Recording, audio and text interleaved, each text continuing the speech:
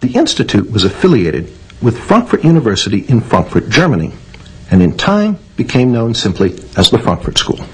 The Frankfurt School formally opened its doors on June 22, 1924, but it had already held its first seminar on theory in the spring of 1923. There, almost 24 Marxist scholars gathered for what Weil, the sponsor, called a Marxist study week.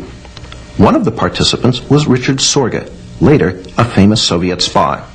Another was Georg Lukács. Lukács's writings on culture were the basis for much of the program. Almost half of the participants in this Marxist study week would later be affiliated with the Frankfurt School. Following Lukács's lead, the Frankfurt School would be the vehicle that translated Marxism from economic into cultural terms, giving us what we now know as political correctness.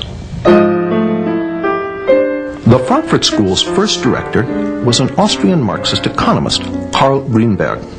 Grünberg's principal effort was to firmly establish the Institute's Marxist nature. In his inaugural address, which opened the Institute's new building in Frankfurt, Grünberg said, "It has been our intention here from the outset to maintain uniformity in the way we look at problems and go about solving them. I too am one of the opponents of the economic, social and legal order which has been handed down to us from history, and I too am one of the supporters of Marxism. In the new research institute, Marxism will from now on have a home." Under Karl Grünberg, the Frankfurt School worked mostly on economic questions and the labor movement, conventional Marxist subjects. But in 1930, Grünberg was replaced as director by a young Marxist intellectual with very different ideas, Max Horkheimer. Horkheimer quickly began to use the Institute to develop a new Marxism, very different from the Marxism of the Soviet Union.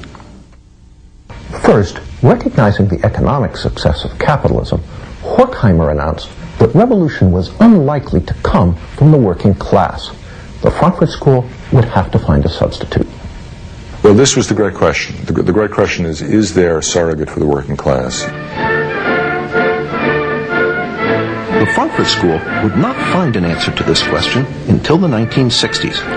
But meanwhile, Horkheimer moved to revive Lukács's work by making the culture, not the economy, the central focus of the Frankfurt School's work.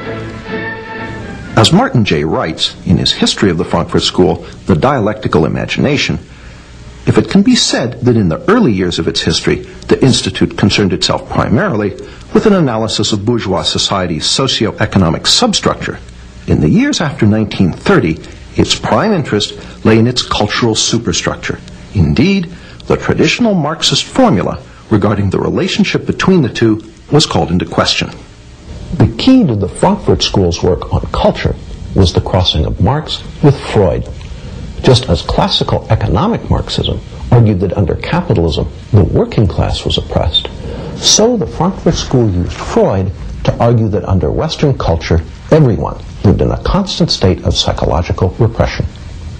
So there were radical Freudians during this period who had hopes of using psychoanalysis to end what Reich had called sexual alienation, which they saw as significant as economic alienation. The solution, according to the Frankfurt School, was not just a political revolution to overthrow capitalism, but a social and cultural revolution as well. To further the Institute's work on cultural issues, Horkheimer brought in some new blood.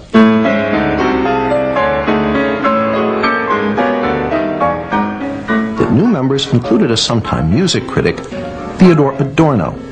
Martin J. sees this addition as critical. Well, Adorno was perhaps the most fecund and, I think, brilliant of all the members of the Frankfurt School. Another new member was Erich Fromm. Fromm, a practicing psychoanalyst, was noted for his radical Marxist social psychology. He pioneered the concept of sexual liberation and gender politics. According to Martin J., in Fromm's view, masculinity and femininity were not reflections of essential sexual differences. They were derived instead from differences in life functions, which were in part socially determined.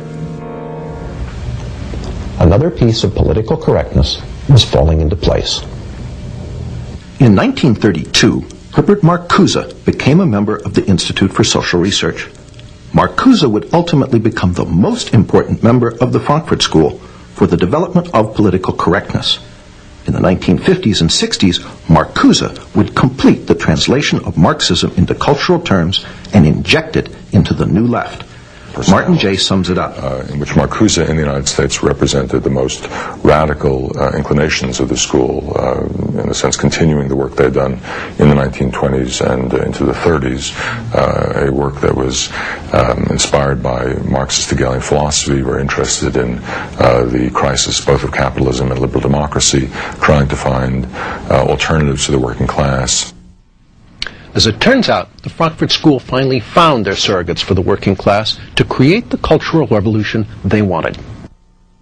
To conclude tonight's investigation into the origins of political correctness, here again is Bill Lind. As we've seen, the Frankfurt School, Marxist in origin, wanted to create a cultural revolution against Western society. And in the 1930s, they took their important first step.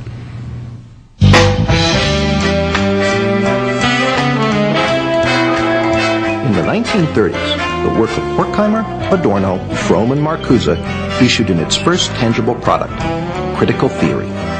The term critical theory is something of a play on words. One is tempted to ask, what is the theory? The answer is, the theory is to criticize. Through unremitting destructive criticism of every institution of Western society, they hope to bring that society down.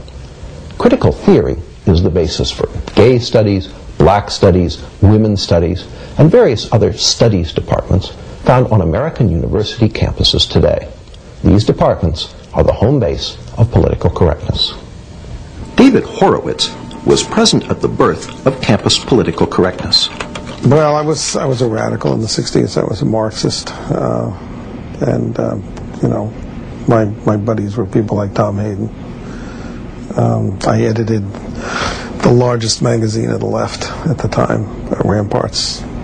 But the Frankfurt School was important in Marxism because they no longer believed really in the future. They only believed in destroying capitalism and destroying bourgeois democracy is what we would have called it. And if you look at today's campuses, that kind of nihilism is really the dominant theme. That is, attack America. The Frankfurt School was careful never to define what critical theory was for, only what it was against. Again, Martin J., the Frankfurt School's semi-official historian. Critical theory itself always felt reluctant about being put in the straitjacket of systematization and defied its reduction to a simple definition.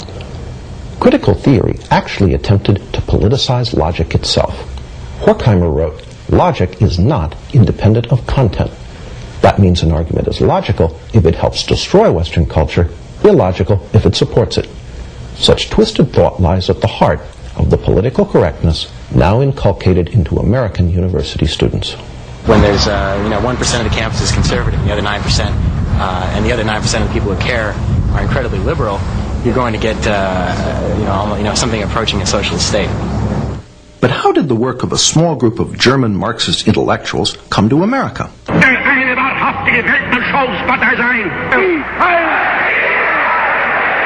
1933, when the Nazis came to power in Germany, the Institute for Social Research fled.